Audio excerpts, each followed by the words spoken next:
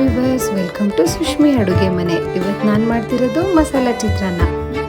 ಒಂದು mixie jar ತಗೊಂಡು ತುರಿದಿರೋ ತೆಂಗಿನಕಾಯಿ ಹಾಕೊಂಡಿದ್ದೀನಿ, ಒಂದು ಗೆಂಡೆ ಬೆಳ್ಳುಳ್ಳಿ, 1 ಇಂಚು ಶುಂಠಿ, ಸ್ವಲ್ಪ ಕೊತ್ತಂಬರಿ ಸೊಪ್ಪು, 6 ಹಸಿರು ಮೆಣಸಿನಕಾಯಿ, 3 ರಿಂದ 4 ಒಣಮೆಣಸಿನಕಾಯಿ,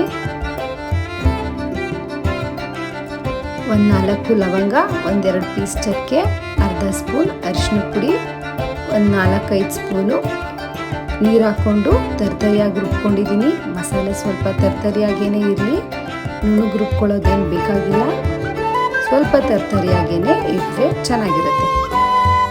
ಒಂದು ಬಾಣಲಿ ಇಟ್ಕೊಂಡು ಬಾಣಲಿ ಸ್ವಲ್ಪ ಕಾದ್ಮೇಲೆ 4 ರಿಂದ 5 ಟೇಬಲ್ ಸ್ಪೂನಷ್ಟು ಎಣ್ಣೆ ಹಾಕೊಳ್ಳೋಣ.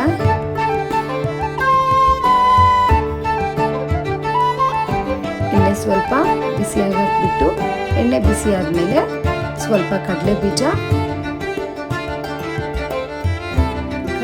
ಹಾಕಿ, ಕಡಲೆ ಬೀಜ ಎಲ್ಲ ಎಣ್ಣೆಲಿ ಕರ್ಕೊಂಡು, ಕಡಲೆ ಬೀಜ ಎಲ್ಲ ಸಿಡಿಯೋಕ್ಕೆ ಶುರುವಾಗಿದೆ. ಇವಾಗ ಕಡಲೆ ಬೀಜ ಎತ್ತಿಟ್ಕೊಂಡ್ಬಿಡೋಣ.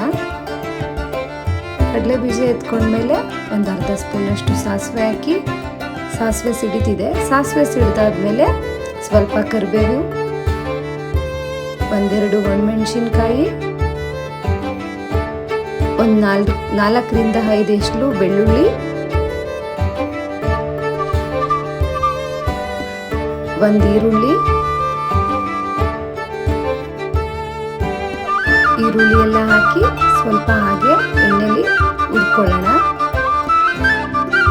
ಇವಾಗ ಸ್ವಲ್ಪ ಸಾಲ್ಟ್ ಹಾಕೊಂಡು ಹುರ್ಕೊಂಡ್ರೆ ಈರುಳ್ಳಿ ಬೇಗ ಕೆಂಪಗಾಗುತ್ತೆ. ಈರುಳ್ಳಿ ಎಲ್ಲ ಕೆಂಪಗಾದ್ಮೇಲೆ ಹೆಚ್ಚಿಟ್ಕೊಂಡಿರೋ ಒಂದು ಸಣ್ಣದು ಟೊಮೆಟೊ ಹಾಕೊಂಡಿದ್ದೀನಿ. ಟೊಮೆಟೊನೂ ಹಾಗೆ ಎಣ್ಣೆಲಿ ಫ್ರೈ ಆಗಲಿ. ಟೊಮೆಟೊ ಎಲ್ಲ ಚೆನ್ನಾಗಿ ಫ್ರೈ ಆದಮೇಲೆ ನಾನು ಮೊದಲೇ ರುಬ್ಬಿಟ್ಕೊಂಡಿರೋ ಮಸಾಲ ಹಾಕ್ಕೊಂಡು, ಮಸಾಲೆಗೆ ಎಷ್ಟು ಬೇಕು ಅಷ್ಟು ನೀರು ಹಾಕ್ಕೊಂಡು ಹಾಗೆ ಕುದಿಯಕ್ಕೆ ಬಿಡಬೇಕು. ಇದು ಚೆನ್ನಾಗಿ ಬೇಯ್ತಾ ಇದೆ. ಇವಾಗ ಒಂದು ಲಿಡ್ನ ಕ್ಲೋಸ್ ಮಾಡಿಬಿಟ್ಟು 10 ನಿಮಿಷ ಹಾಗೆ ಬಿಟ್ಬಿಡೋಣ. 10 ನಿಮಿಷ ಆದಮೇಲೆ ನೋಡಿ, ಸುತ್ತ ಎಣ್ಣೆ ಎಲ್ಲ ಬಿಟ್ಟಿದೆ. ಇವಾಗ ಬೆಂದಿದೆ ಚಿತ್ರಾನ್ನದ ಗೊಜ್ಜು. ಅದಕ್ಕೆ ನಾನು 2 ನಿಂಬೆಹಣ್ಣು ರಸ ಹಿಂಡ್ಕೊಂಡಿದ್ದೀನಿ. ನಿಂಬೆಹಣ್ಣು ರಸ ಹಿಂಡ್ಕೊಂಡು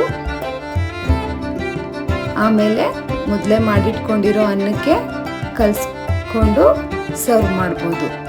ಮಕ್ಕಳು ಟಿಫನ್ ಬಾಕ್ಸ್ಗೆ ಎಲ್ಲ ತುಂಬ ಚೆನ್ನಾಗಿರುತ್ತೆ, ಎಲ್ಲರಿಗೂ ಇಷ್ಟ ಆಗುತ್ತೆ. ಮಸಾಲೆ ಚಿತ್ರಾನ್ನ ಮಾಡೋದು ತುಂಬ ಸುಲಭ, ಮನೇಲಿ ಎಲ್ಲರಿಗೂ ಇಷ್ಟ ಆಗುತ್ತೆ. ನೀವು ಟ್ರೈ ಮಾಡಿ. ನನ್ನ ಚಾನಲ್ನ ಸಬ್ಸ್ಕ್ರೈಬ್ ಮಾಡಿ, ಶೇರ್ ಮಾಡಿ, ಕಮೆಂಟ್ ಮಾಡಿ. Thank you.